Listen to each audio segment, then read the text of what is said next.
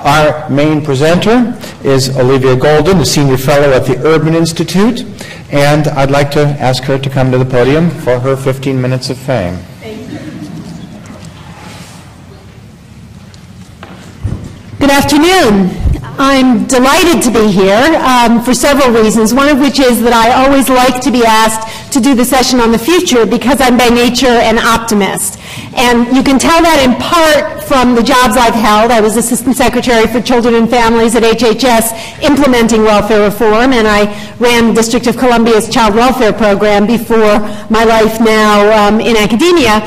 But Peter Edelman, who you heard earlier, and I both worked for Secretary Donna Shalala at HHS, and one thing she said that I've always remembered is that to do this work, you have to believe in the long-term good sense of the American people. I emphasize long-term, I underline long-term, but that does make me an optimist who wants to talk about the future. I want to make two main points today.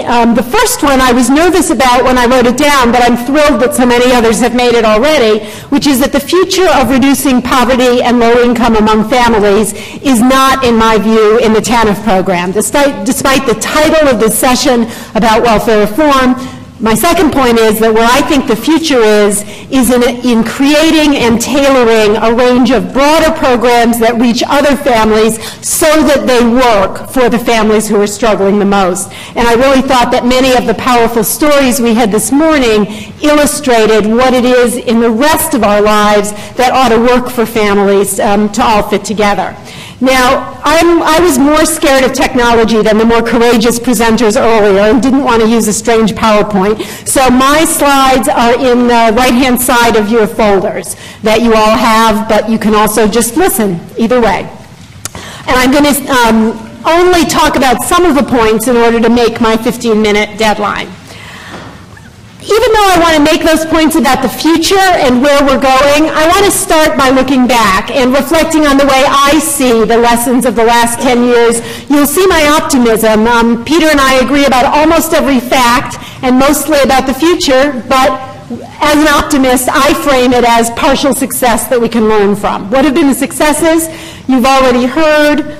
First big success from TANF was that in the 1990s, we learned as a nation that we could make a difference to employment of single parents, most difference to the employment of the least educated, and we had reductions in child poverty, including reductions in persistent problems like black child poverty.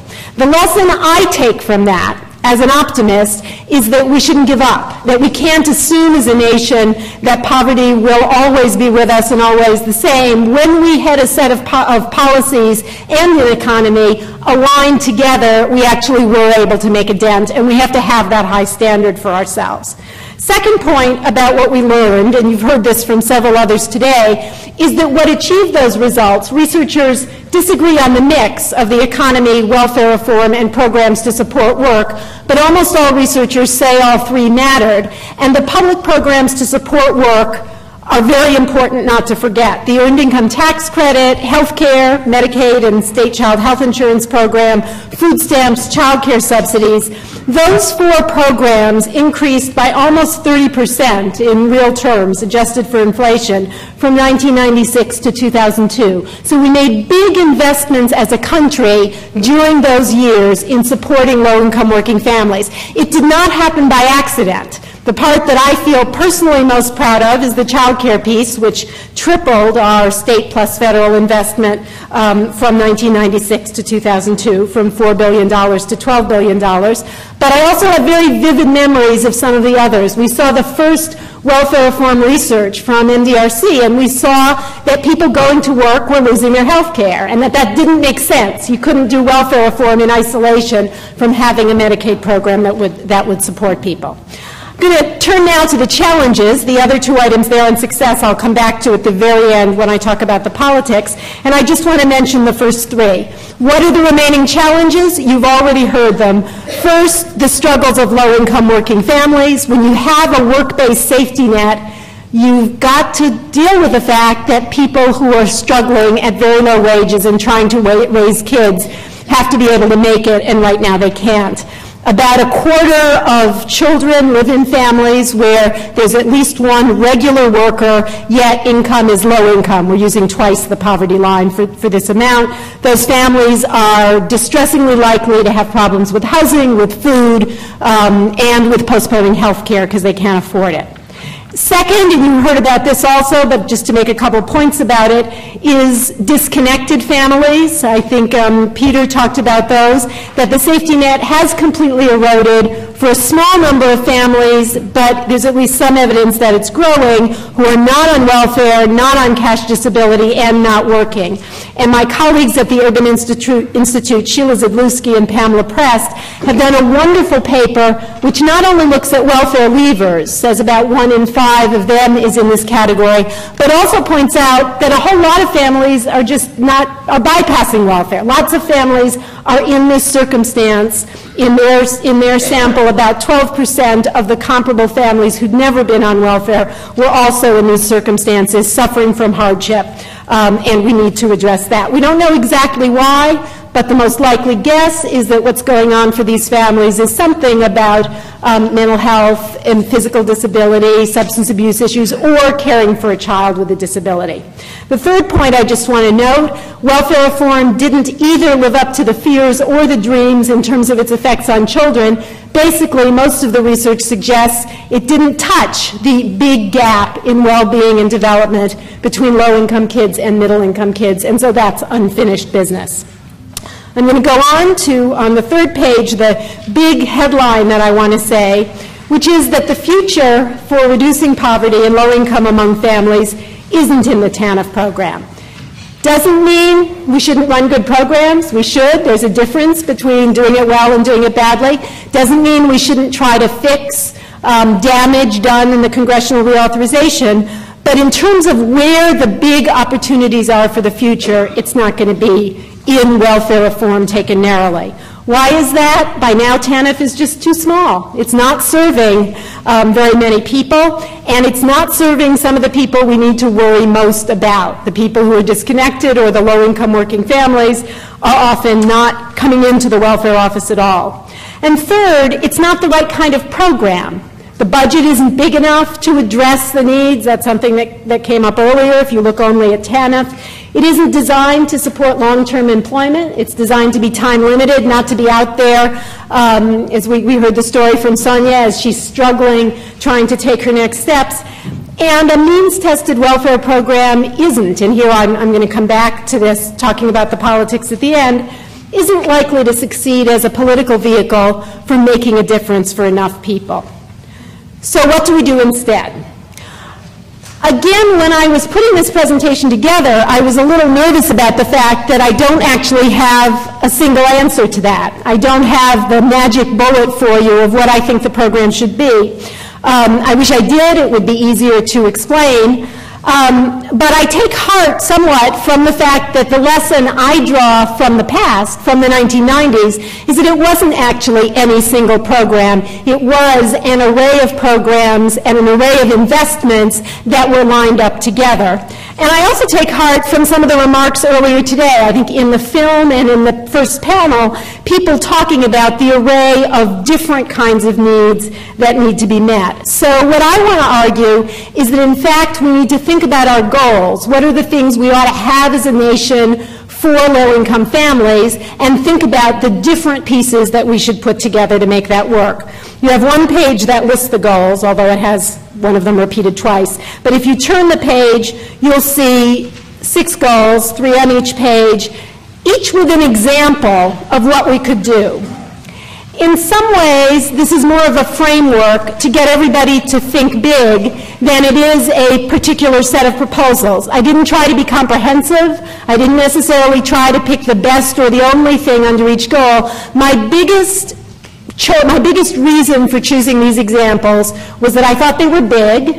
I thought they would stimulate people in this room who are state, local, community people to think beyond the world of welfare, which is where I think the next steps are.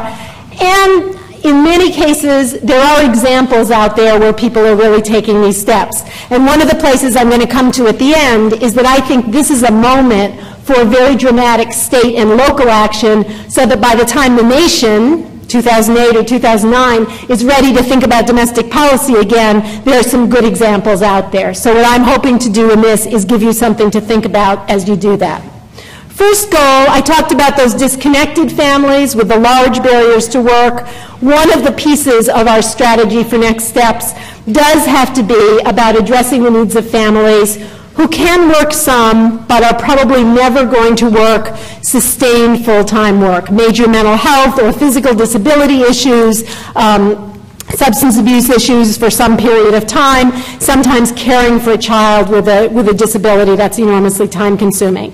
Lots of ideas out there. The one that the sort of broad approach that I've captured here is to try to find a way not to be as all or nothing as our disability system is now. Either you can't work at all ever and you're disabled, or there's no safety net for you at all. A number of people, including some at MDRC, are working on what would approaches look like that would be modeled on other countries, and that might say, you're somebody who can work 2 days a week, but as long as this disability lasts, not full time.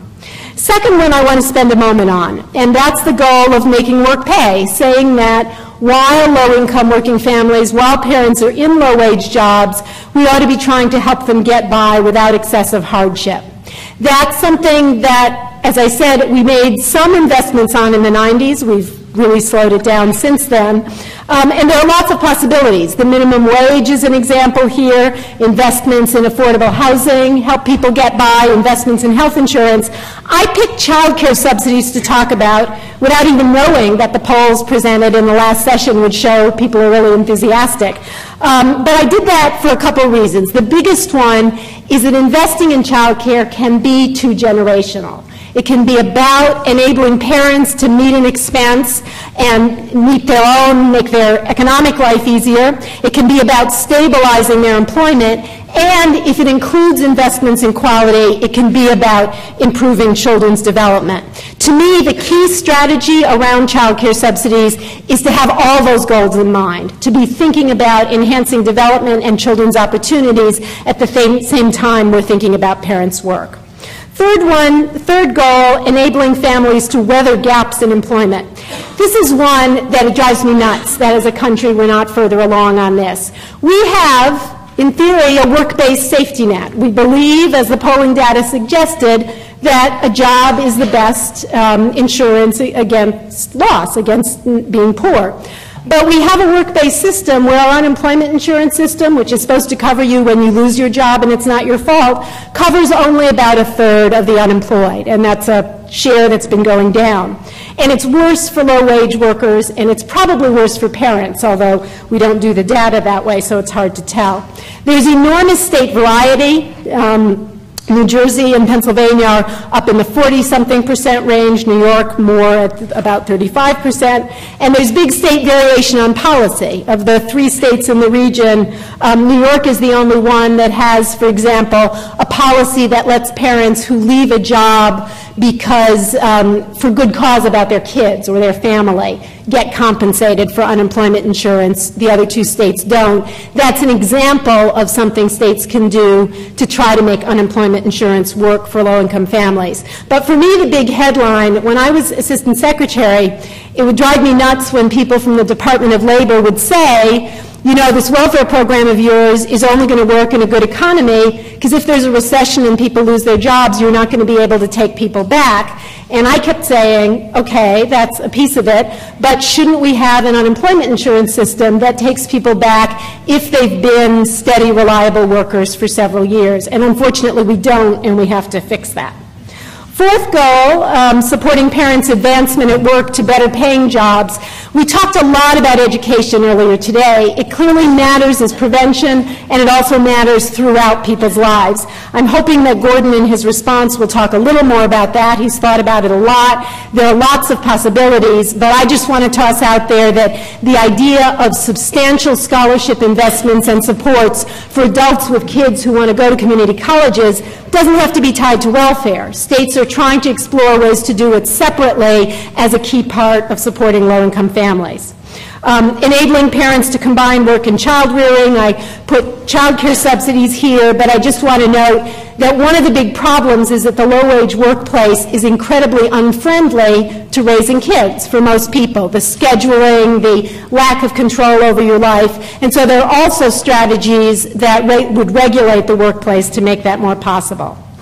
Okay, I want to spend just a moment on my last one, on improving children's well-being and development, and then close by saying just a little bit about the politics. Last goal I've said here, remember I said that one of our big gaps so far is that we haven't done anything to close that huge gap between how badly children are doing in low-income families and how much better they're doing in middle-income families in terms of basics like health as well as in terms of readiness for school and development. Lots of things we can do about that, but I wanted to put paid parental leave on the table because I basically think that as a country we're going to have to get there eventually. It's not probably news to you that we're one of the few developed countries that doesn't have it, that doesn't have a way for parents to stay home for a brief period after birth.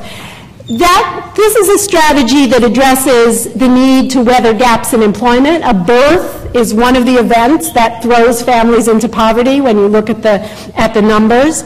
It helps parents have more steady employment, and it also potentially has a major effect for young kids. Great Britain, which has been working on a poverty reduction strategy, decided to put a lot of energy into expanding parental leave because they looked at American research, our research, their policy, suggesting how damaging it can be for babies to be in the kind of low-quality child care that's usually what's available to struggling parents in those first weeks and months of life. The reason I wanted to mention it to this group, California has just enacted, or just implemented actually, they enacted a few years ago, the country's first paid parental leave program. 5 states, of which New Jersey and New York are 2, have something that's not quite there, temporary disability under unemployment insurance, which compensates some part of someone's time off, but is more likely to be before the birth when the mother can't work medically.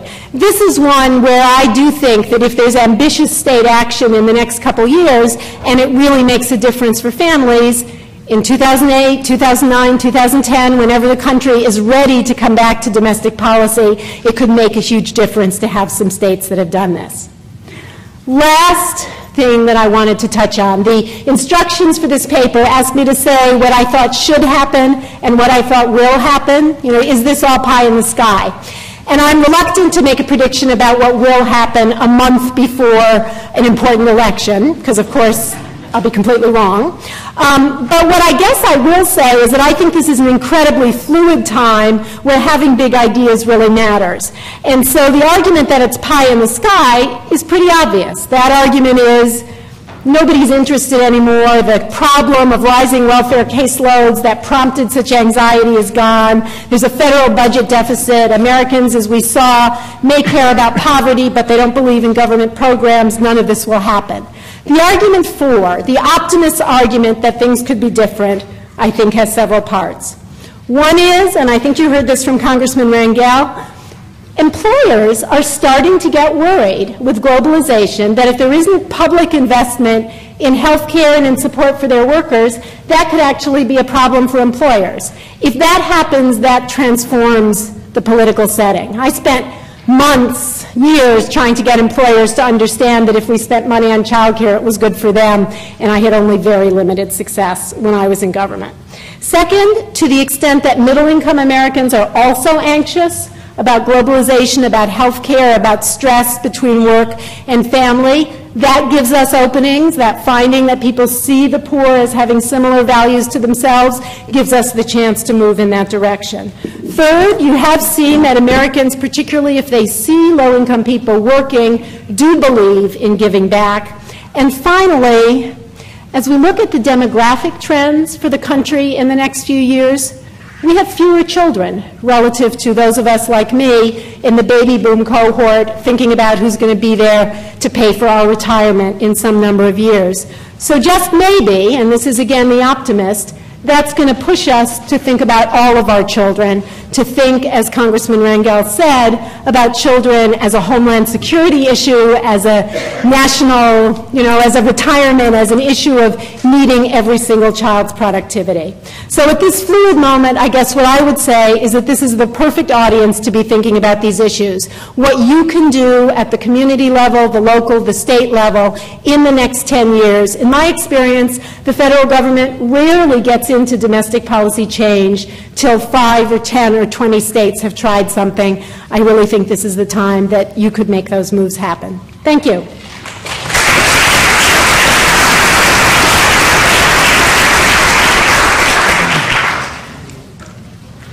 Thank you, Olivia, for your timely presentation. And our first commenter would be Gordon Berlin, President of MDRC. Thanks, Doug. So I want to try to narrow down a little bit, since we've heard a lot of big picture things, and focus a little bit on TANF and welfare reform, and try to wear the hat a little bit, at least in terms of a framework of the region and the 3 states that we're speaking to at this meeting. And I want to group my very brief comments in 3 categories. One has to do with goals. The second has to do with TANF and what exactly is it. And the third has to do with a vision for thinking about how we might move forward in some of the issues that we're supposed to address here. So just turning first to the goals issue, it's important to just step back and remind ourselves that we always have 4 goals in welfare reform, or at least most of the time. The first one is to reduce dependency. The second one is to reduce poverty. The third is to promote work. And the fourth is to do it in a way that contains costs. And if you think about the history of welfare reform, we all support all 4 of those goals. And we all think that we're trying to pursue those 4 goals in reforms. And almost always it turns out that we're speaking past each other because the goals aren't always compatible. It's a little bit like a balloon. If you can make some progress on 1 or 2 of those goals, you often find out that you've shortchanged the other of those goals. That's important here because it kind of tells you how we got here. The thing that was really striking about the 1996 law was that it was very clear that poverty wasn't the goal. Poverty reduction wasn't the goal of that law. It was about work, and it was about reducing welfare dependency. And in fact, saving money wasn't a goal either. The federal government put all that money out there at the peak of the caseloads, and the states walked away with an extraordinary bundle. And they didn't spend a huge chunk of it, by some estimates $13 billion, on the poor or welfare reform. They took it and used it for other things. So going forward, the big question is what should be the dominant goal as we move forward. And I think one of the interesting things about the TANF law was, even if at the federal level they didn't have an anti-poverty debate when they passed the 1996 law, when the states had to pass conforming legislation, they did have that debate.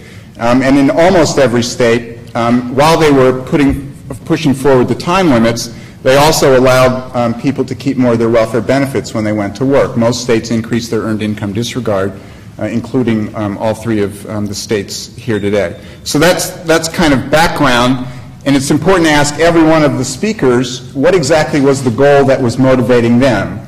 And there was a lot of talk from a lot of the speakers that had to do with everything but the welfare dependency goal.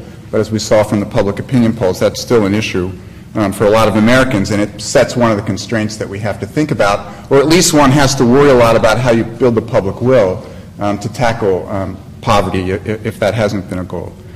Now, what is TANF? The first thing we really have to understand is that it's a funding source. It's not a program. It replaced a program called AFDC, but it is first and foremost a funding source. And it's a remarkably flexible funding source. And it has 2 different categories. One is called non-assistance, in which a state can do anything it wants. And the other is called assistance, which is a little bit like welfare, in which it's gotten kind of tighter and tighter and tighter.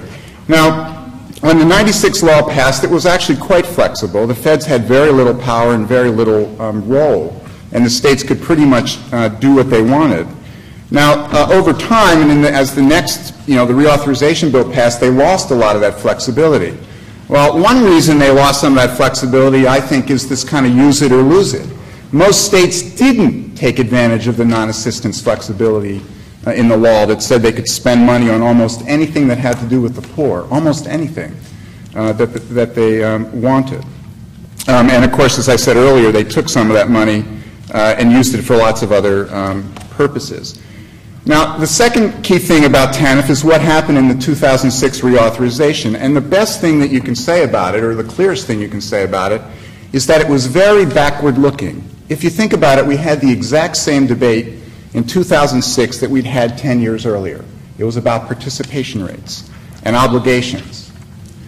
The thing that struck me about that debate is that it had nothing to do with how different the world was in 2006, 10 years later. Caseloads were down by 50%. We had this dramatic increase in the percent of people who went to work. And so there were really two really new problems in front of us. And those two problems were the hard-to-employ who were left behind and the working poor who now had this precarious first foothold in the labor market. And so that has to lead you to ask the question, now that we have this new bill, is it going to be flexible enough and durable enough to support reform in the next 10 years?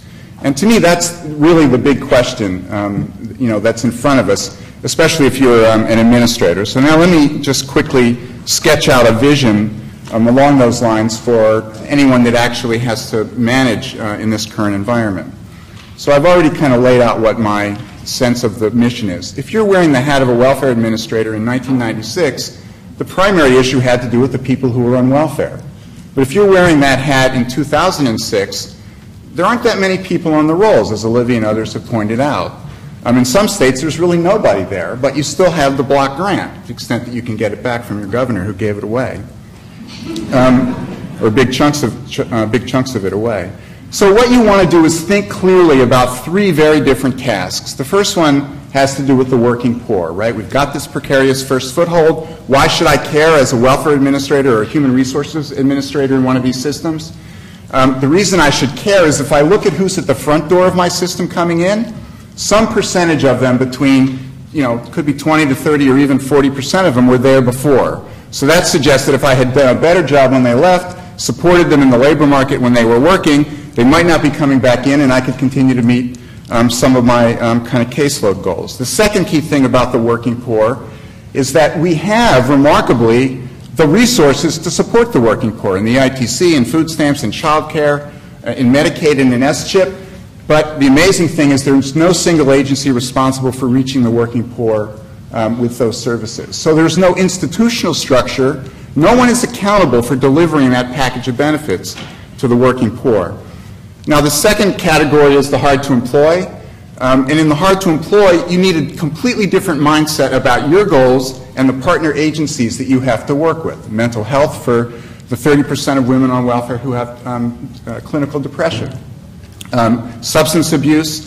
Think about those agencies and building linkages and the goals and missions of those different agencies, the time frames, the way they think about what a client is and what mutual obligation and support is. And you can see you've really got to reinvent what you're doing for that group. And the third category, of course, is managing a temporary work condition welfare system for the poor, because after all, the welfare bill was right about that part of it for welfare, and that is people really need to consider welfare as a temporary place to be as they move on into the future. So I'll end with that. Thank you.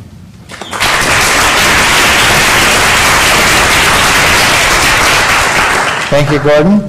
Our next discussant in this final program of the day is Clarke Bruno, who is the Commissioner of the New Jersey Department of Health and Human Services, or just plain Human Services.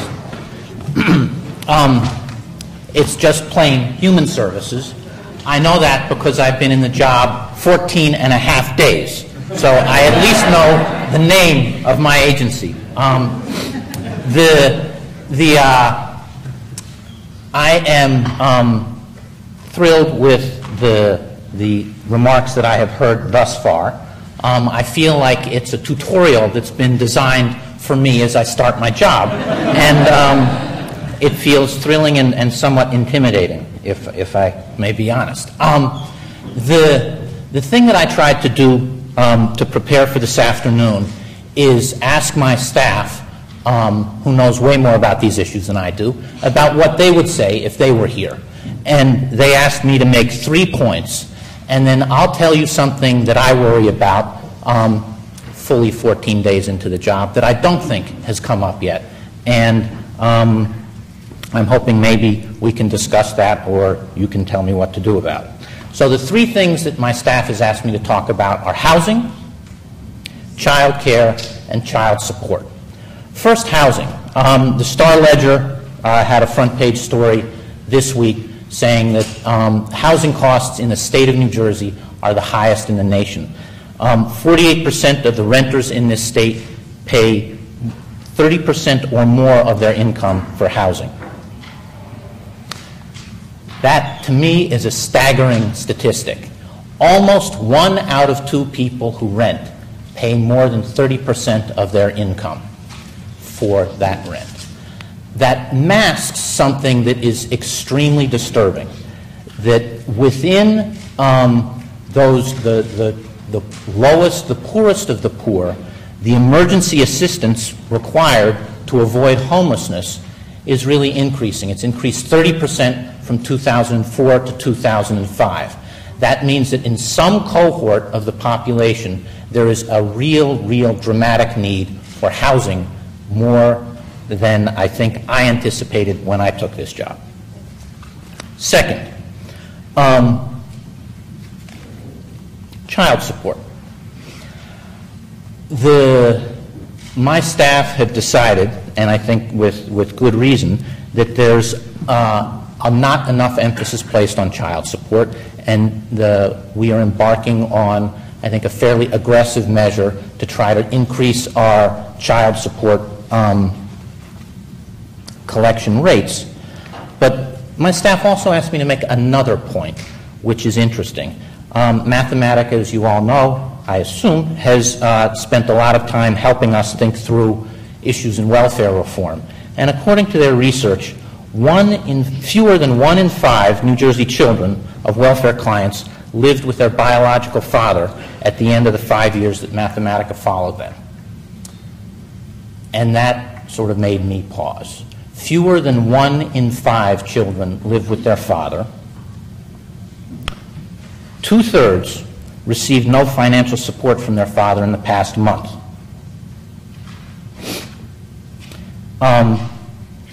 That's not good. And I think that without increasing that, Ms. Golden's observations about the future and children supporting all of us as we age, there are real problems that lurk in very significant ways. Finally, child care.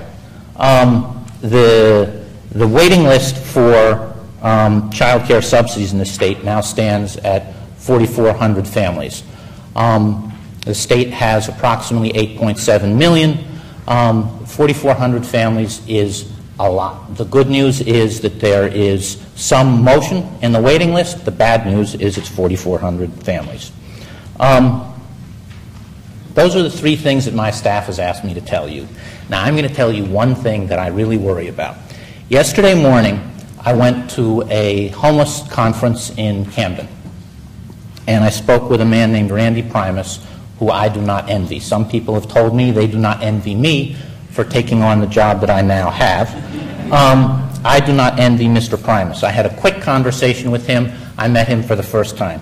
Here's what he told me about Camden. And Camden has a budget, a municipal budget of $140 million. Camden has local tax collections budgeted of $25 million and local tax collections of $17 million. Camden also has 44% of its residents on public assistance, and 1 out of 2 people in Camden is under the age of 25 years old. I do not know what to tell Mr. Primus about what the next steps are. And when Ms. Golden talked about disconnected families, I think one of the things that Camden feels like to me is that Camden is becoming increasingly disconnected from the economy as a whole.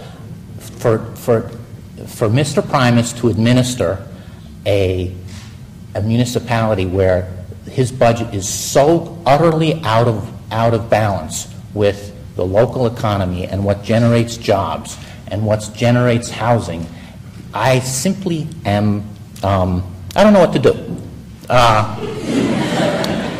Gordon's vision of an administrator who may run a public assistance program felt like it was right on point. I think the focus does have to be on the working poor. I think that focusing on the hard to employ is also a extraordinarily important thing for me to pay attention to. One of the other areas I administer happens to be the Division of Mental Health. One of the other areas I administer happens to be the Division of Substance Abuse. So it feels to me like I am charged with implementing at least part 2 of Gordon's vision personally. But one of the things I don't know what to do about is Mr. Primus and 44% of people on public assistance in one geographic area. And I think I'm an optimist. I'm not, I wouldn't have taken this job, am I not? But the comments about disconnected families, I think, causes me great concern because, at least in some areas of the state, disconnected families live largely together and generate a great number of problems that I haven't heard anybody who can give me some help with. I thank you for your attention, and I look forward to the rest of the presentation.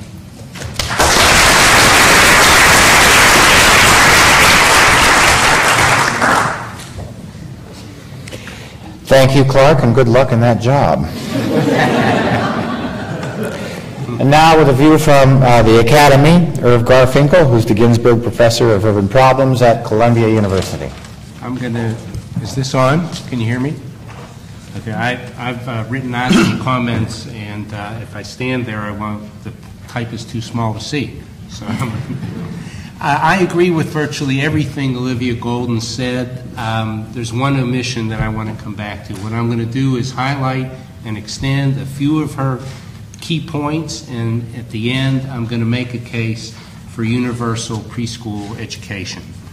The 1996 Welfare Reform Act was part of a much broader shift in social welfare policy to reward work and extend aid to two-parent families.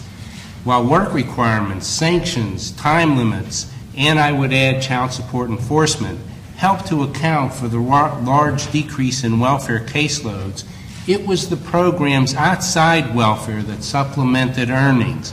The EITC, child care, Medicaid, child support, they get the credit for the decreases in poverty. Experiments indicate that work requirements decrease caseloads but have no effect on family income and therefore no effect on poverty. It's the income supplements that get the credit for the reductions in poverty. While most single-parent families and low-income two-parent families have benefited from the shift, the most vulnerable of single mothers, such as those who suffer from depression, are worse off. In a decent and humane welfare program, mothers who are too depressed to comply with work requirements will be offered mental health services rather than kicked off the program. With respect to Golden's recommendations, I agree with her emphasis on aiding families outside welfare. Americans from Benjamin Franklin through Franklin Delano Roosevelt, Lyndon Baines Johnson, and most recently Bill Clinton, have always valued work and independence. Welfare is a program for those who for one reason or another cannot work. I also agree with Golden's arguments, which she made in her slide but not verbally here, for universal programs as opposed to those targeted at only the very poorest. The near poor, the lower middle class, and even many in the middle class feel that aiding only the poor is not fair, and they are right. If you look at Medicaid and employer-provided health insurance, which is the way we aid our families with children, The people who get the largest benefits are the poor. The group that gets the next largest benefits are the top of the income distribution, and the people who fall through the cracks are the near poor, the lower middle class, and even some middle class. They fill the ranks of the uninsured. I also applaud Golden's call to boldness and her emphasis on what states can do. As she notes, in a number of areas, such as family leave, and I would add early childhood education, states are already taking the lead. Finally, and most important, I agree with Golden's argument that child care, and I would add early childhood education, should be given very high priority in an anti-poverty agenda, because child care and early childhood education reinforce work, reduce poverty in the current generation, but also increase earnings in the next generation. And this brings me to my sole disagreement with Golden. She advocates increasing child care subsidies, a not very bold and, most important, a non-universalistic policy. It's not that I disagree that we should do that, but in the rest of my talk, I hope to persuade her and you that we should advocate for state-level, high-quality, universal preschool education. States should enact universal pre-K programs, not only because such programs will reduce poverty in this generation and in generations to come, but also because doing so is a very good state investment. There is strong evidence, very strong scientific evidence, that the benefits of high-quality early childhood education exceed the costs, especially for disadvantaged children. The strongest evidence comes from the Perry preschool experiment initiated over 30 years ago, where children from disadvantaged families were randomly assigned either to be in an experimental or a control group. Children in the experimental group were eligible to participate in a very high-quality preschool program. And as the children grew older, those with the high-quality preschool as compared to those without did better in school, needed less remedial assistance, completed more years of schooling, committed less crime, and were less likely to be dependent on welfare, earned more money, and paid more taxes. Even though high-quality preschool is quite expensive, over $16,000 and $2,004, and most of the benefits come much later than the costs are incurred and therefore must be discounted.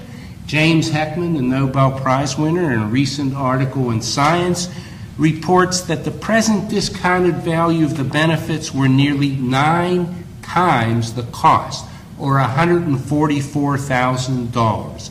Evaluations of other good preschool programs, including Head Start, also find positive effects, though not quite so large. Universal high-quality preschool would produce much smaller benefits for more advantaged children for 2 reasons. A large proportion of them are already enrolled in high-quality preschool programs, and more advantaged children are less at risk for special education, grade retention, dropping out of school, and crime and welfare dependence. But this does not mean that the benefits would be zero. A recent RAND Corporation study of the benefits and costs of universal pre-K for the state of California finds that half of all students who use special education get held back a grade or drop out of school are from families in the middle 3 quintiles, 3/5 of the income distribution. Moreover, there is some direct evidence of positive effects of preschool on more advantaged children. Even if only the most at-risk children, the bottom 11%, derive any benefits from the preschool, and even if the benefits were only a quarter as large as the Perry preschool experiment, the RAND study estimates that the benefits to California residents exceed costs by nearly 2 to 1. And if you assume more realistically that the benefits decline gradually from the most at-risk kids to zero to the most advantaged kids, the benefits to California residents would be $2.60 for each dollar spent. We can reduce poverty in this generation and the next. It's a good investment for states. Thank you.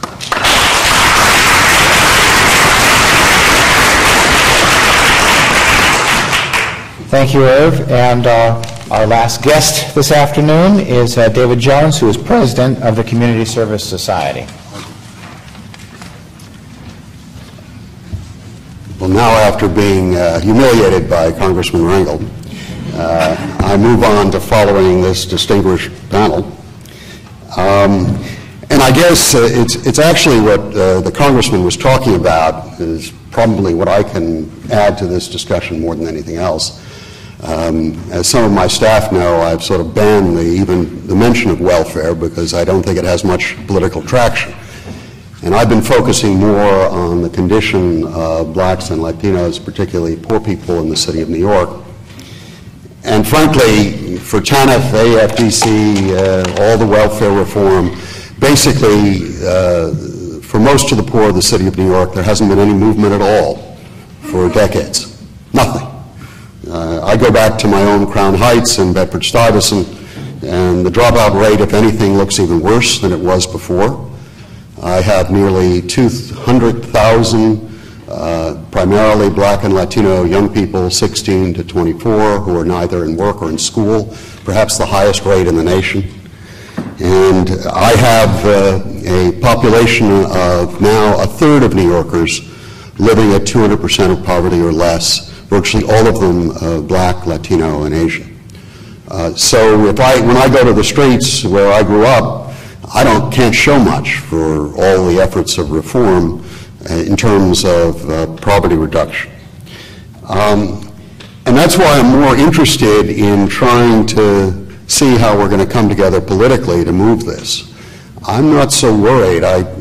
People here have some great ideas. I've worked with some in past of how this can be fixed, but we don't have political consensus or political will to do it. And coming up with that is going to be, I think, the real challenge, not necessarily just restating the problem or saying is 4.5 million on TANF acceptable or not. What can we do about that? Should we talk about welfare in the next term of reform? I think the more important thing is what we're going to do, at least from my vantage point, about the field I'm working in, reduction of poverty, of urban poverty, and how you build a political consensus around that. And I think it raises some interesting things. Part of the difficulty, anyone who's read some political history knows that morality is fine, but you better have some kind of political viewpoint and construct if you're going to bring this about. And that's why my organization has begun to do a number of things that are not traditionally what not-for-profits look to. Part of the difficulty we're facing when we look at the dropout rate and the deep educational deficit of most black and Latino children and young adults is they're going to enter the workforce as low-wage workers. They're going to enter that in the position where they are not going to be above poverty, that basically what we're forced to do is discuss how we can get auxiliary benefits, whether that's EITC, mandatory health insurance, some kind of career ladder. And basically there was a mistake. It got real silly in the 70s. There was the welfare rights movement where people tried to organize welfare individuals to bring about political pressure, and it failed pretty abysmally. It sort of reached its high point when the City Council of the City of New York was taken over by a group shooting rubber-tipped arrows at legislators on the theory that they were going to bring back the Robin Hood notion. And it was laughed at. You understood what it was about, but there was no political will to do anything about it. It was laughed away, and that movement faded like so many others. There was no political clout to that. Well, I suddenly am starting to work with the question of unions who are interested in organizing low-wage workers. It's not something, unionization always has its concerns, but I'll tell you, when we did a study recently of the security guard industry in the city of New York, that has 63,000 people in it. Only about 3,000 of them are unionized. None of them have health insurance, and the average wage is below $10 an hour. When we did a qualitative study of these workers, they're working really hard, I assure you, as you talk to these guys. At least a third of them go in and out of homelessness in any particular year. This included the 75 who are guarding the Empire State Building. Not one of them has health insurance, and when it's offered, it costs $4,000 as a minimum plan. If you're earning under $10 an hour, you can't do it. So you can have health insurance offered by a private employer, and you can't take it. So heaven forbid, when the Empire State Building is target 2, it's likely you're going to be dealing with a security guard untrained in any kind of procedures of helping anyone in an emergency, without health insurance and likely sick, and basically paid so low that they may be homeless. Good luck in your stuck elevator. I think we should start looking at this as a premise, basically, because alone a security guard cannot confront the problems they're up against. I tell you, we do a survey, very similar to the one you saw here, but focused on low-income New Yorkers, and we do it with 1,200 actually, low-income people. We ask them, we have a 30-minute survey, and we ask them what they're up against. We've been trending that for the last 5 years. And basically, when you start to read the kind of challenges working poor people, and which is primarily what it is now in the city of New York, are facing, to tell them then that they have to go out and organize for better health insurance, they have to be at those PTA meetings to defend their children, to have to go and force the hospitals, whether municipal or private, to do what's right by them, it can't be done. None of us could do that, faced with almost the instant problem of food insecurity. A lot of them are going hungry, traditionally, or ending up at food pantries, getting eviction notices periodically, and foregoing health care almost routinely through the year. We need organizations to help these guys and women assert their rights and bring down political leadership that doesn't pay attention. It's the only thing that's going to move this, at least in the urban environment I'm looking at. But I think it's also true that mere morality will not move Americans any more than when Thurgood Marshall wrote his famous dissent in the 1977 Rodriguez case. That was the case that decided there was no constitutionally protected right for equal education in America.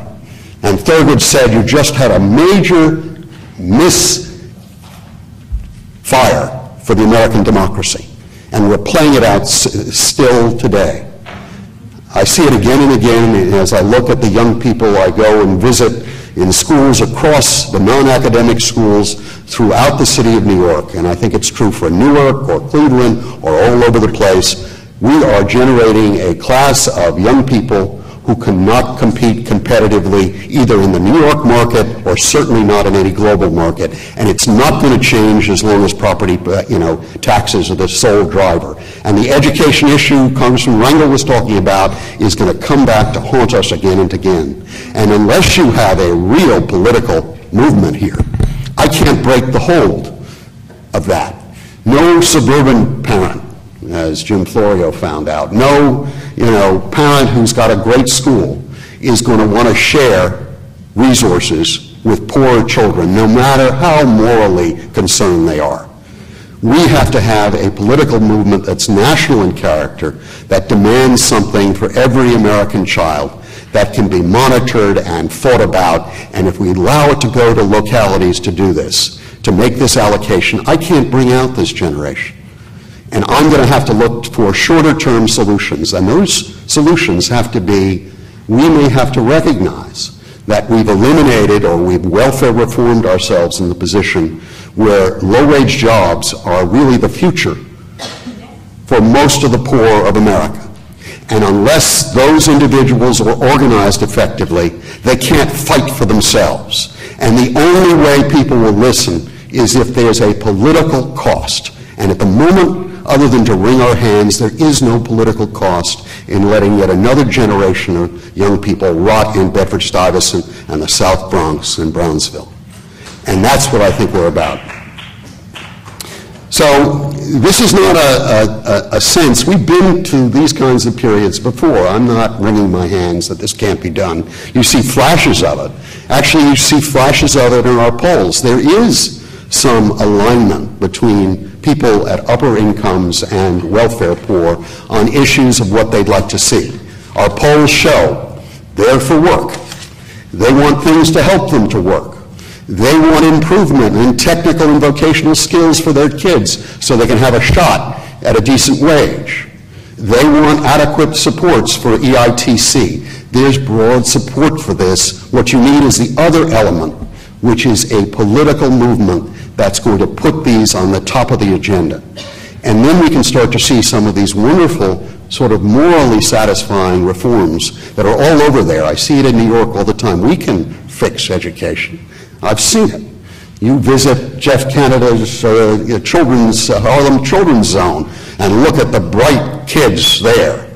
We've seen it all over the place. It can be done. I think there isn't the political will to do very much about it yet.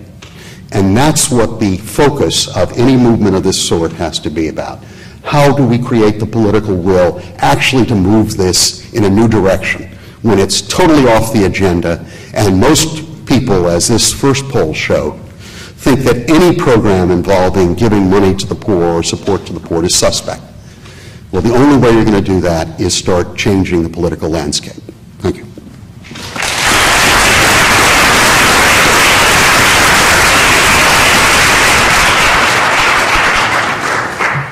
Thank you, David. I teach in a school of public policy, and I always try to teach my students that ultimately all policy is politics. And if you ignore the politics, you won't get anything done in terms of policy. We've had four very thoughtful, passionate, and interesting comments. I'd like to offer Olivia 5 minutes to reflect on some of the things you've been thinking about as you listen to your interlocutors, and then we'll open the floor for questions. I didn't expect this opportunity. So let me try a few things and then turn it over. I think the first thing, I'm still reflecting on the last presentation on politics, because I absolutely think it's right that generating political will is the core task. What I'm reflecting on is my own experience thinking about political will from some very different settings, from the Children's Defense Fund, which many of you may know, an advocacy organization in Washington headed by Marian Wright Edelman, then as Assistant Secretary at HHS, and then as in the District of Columbia, thinking about what it takes to generate will and support for the most fragile, most troubled families in the child welfare system. And I think what I would say about political will is that it often is not a simple abstraction, that you seize momentum and you build it. And part of how I think the programs and the ideas fit in is that you want to seize ideas that you think will resonate with people, will take you in a powerful direction, and where you can show that there are results. Because I've always thought, and I learned this long ago from Marian Edelman, that despair, there's this funny edge. Knowing that things are bad can create energy for reform, but despair that anything's possible turns people off instantly. And so the challenge, I think, is to find that. I'll just respond briefly to Professor Garfinkel's comments, because I guess basically I'm thrilled to have so much of the conversation be about child care and early childhood education. For me, a great deal of my passion at HHS was about expanding Head Start and creating Early Head Start, which is a program for babies and toddlers. And so I agree completely that the fact that rigorous research has shown us strong or significant positive results nationwide for the babies, the preschoolers, and now the parents in Early Head Start as kids are getting to be 5 years old is really important. These are very poor kids, and we're seeing things happen.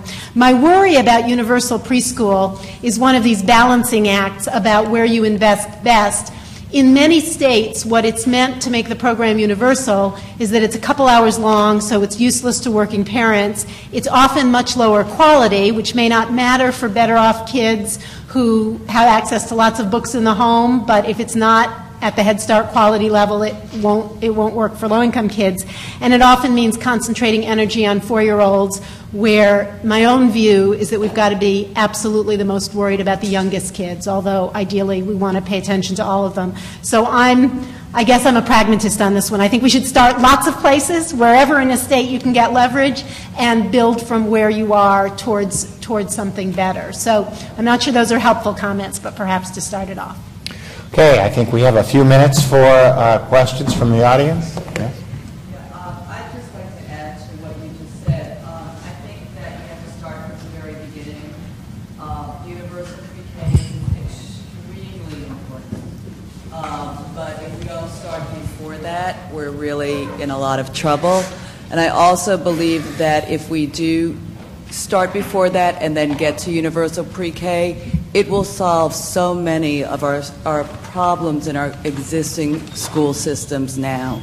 I think those kids are coming in unprepared, and we have an opportunity to really make a difference. And if we start at the very beginning, we will make such a big impact in improving our school systems. So thank you both.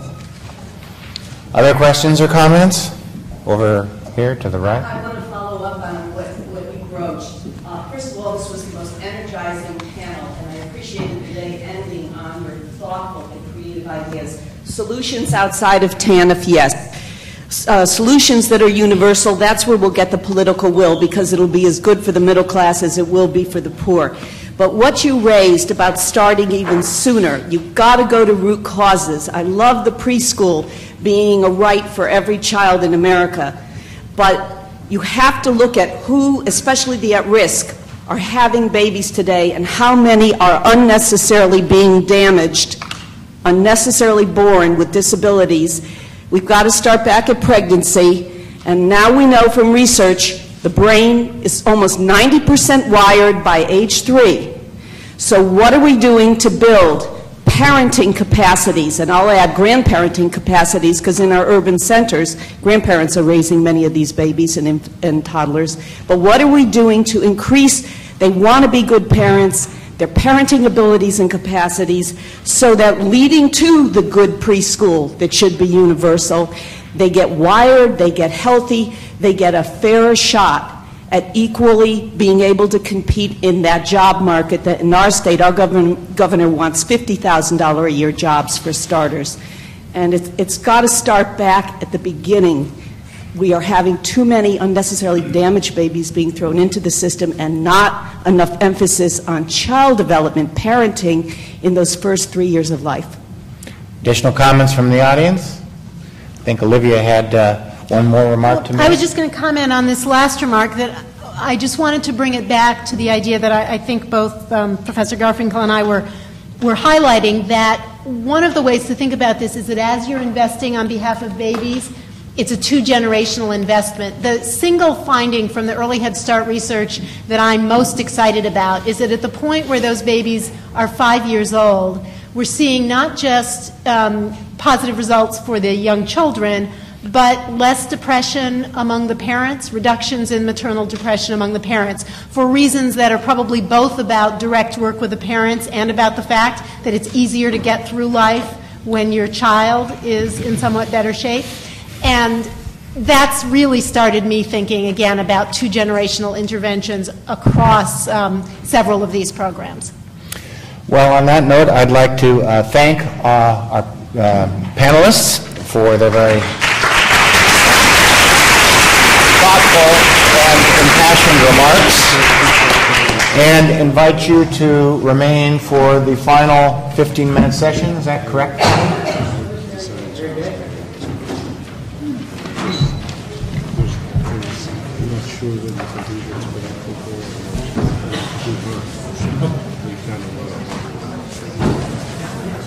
So I'd be happy to check on that.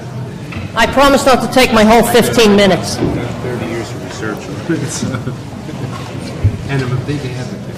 What a day this has been for those we serve, For the Rescue Mission, and in fact for all nonprofits, I was delighted to hear the Congressman challenge us to ask ourselves what we're really doing. And also a day for Princeton University. Lots of folks have asked how the Rescue Mission was able to partner with Princeton University. It was easy. Princeton University was walking down Route 1 looking for some poor people, and they found us. It's frankly how we get our clients. Seriously, the credit goes to the University Policy Research Institute for the region, who responded so enthusiastic to our approach for a conference on welfare and poverty. From that phone call on, it's been quite exciting. First they said we'll make a video. Then they said we'll do research. Then they said we'll get the new commissioner to speak. Then they said we'll get national experts and a congressman. Can you get us some people? Well, we got the people here because it's an important issue. Working on the video was a highlight for the Rescue Mission. Well, now I ask how I managed to work for 28 at this job. I think the real question is, why would anyone leave a job like this? I have the honor and privilege of representing some of the finest people in the world. I have the pleasure of working with truly caring, committed, and talented individuals. This day brought Tony, Judy, and Andy into our lives for one reason. They wanted a fair understanding of how policy affected people's lives. They're not interested in policy despite their name. They're interested in people. And I salute you gentlemen for that, and I thank you. When you see the video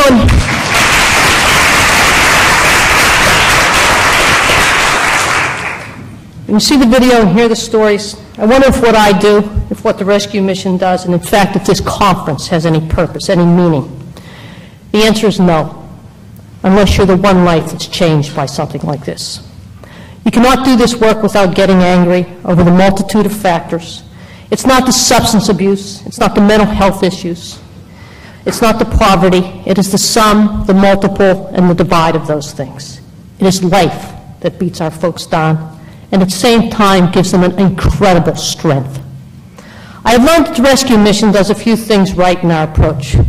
One, we accept the differences in people, their strengths and their weaknesses, and we use their strengths to build our community.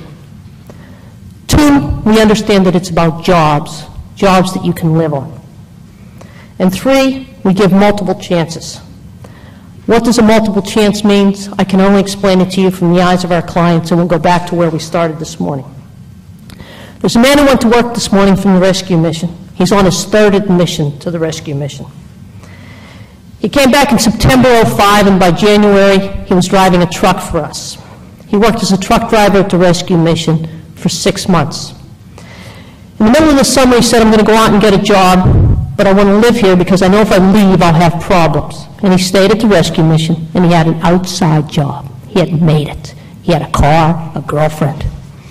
In August, he found me and he said, my job isn't working for me. I have to work near this hot oven. I keep passing out. I want to come back and be a truck driver. We said, okay.